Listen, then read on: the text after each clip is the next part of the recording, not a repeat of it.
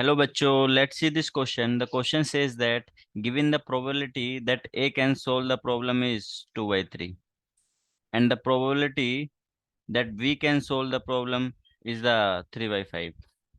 Find the probability that none of the two will solve the problem. तो चलिए solve करते हैं।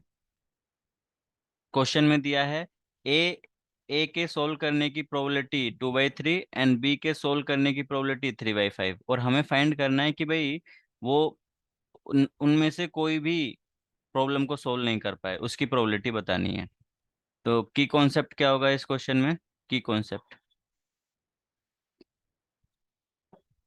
देखो, अगर कोई दो इंडिपेंडेंट इवेंट होते हैं तो उनके लिए अपन एक फॉर्मूला यूज कर सकते हैं।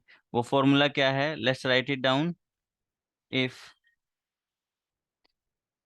E1 and E2 are independent event,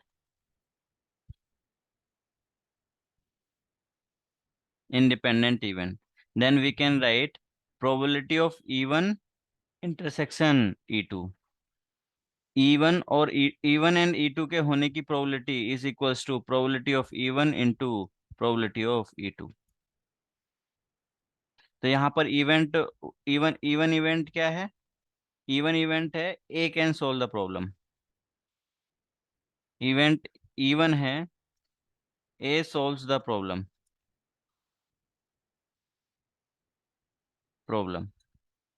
event E2 क्या है? E2 इवेंट है बी सोल्व्स द प्रॉब्लम। अब उसकी प्रोबेबिलिटी हमें यहाँ क्वेश्चन में दे रखी है, वो कितनी है? ए के सोल्व करने की प्रोबेबिलिटी कितनी है? Probability of E1 2/3। तो ए से सोल्व नहीं हो उसकी प्रोबेबिलिटी कितनी हो जाएगी?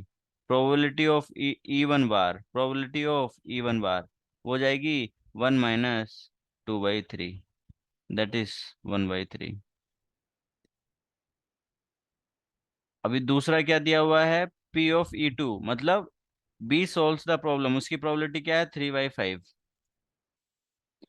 और प्रॉब्लम बी से सोल्व नहीं हो उसकी प्रोबेबिलिटी क्या हो जाएगी? P ऑफ E2 बार, तो 1 - 3/5। तो ये किसके इक्वल हो जाएगा? 2/5 के। अब हमें कैलकुलेट करना है, हमें जो रिक्वायर्ड प्रोबेबिलिटी वो चाहिए कि भाई दोनों में से किसी से प्रॉब्लम सोल्व ना हो। तो ऐसा एक ही केस होगा कि भाई E1 से भी ना हो एंड E2 से भी ना हो। तो probability of E1 not and E2 not, तो ये किसके इक्वल हो जाएगा? देखो, E1 एंड E2 इंडिपेंडेंट है, तो E1 बार एंड E2 बार भी क्या होगा? इंडिपेंडेंट हो जाएगा। तो into P E1 bar into P E2 बार, तो ये किसके इक्वल होगा? 1/3 इंटू 2/5। तो probability of E1 bar intersection E2 बार किसके इक्वल हो जाएगा? 2/15। यही हमें फाइंड करना था। I hope you understood it well. All the best. Thank you.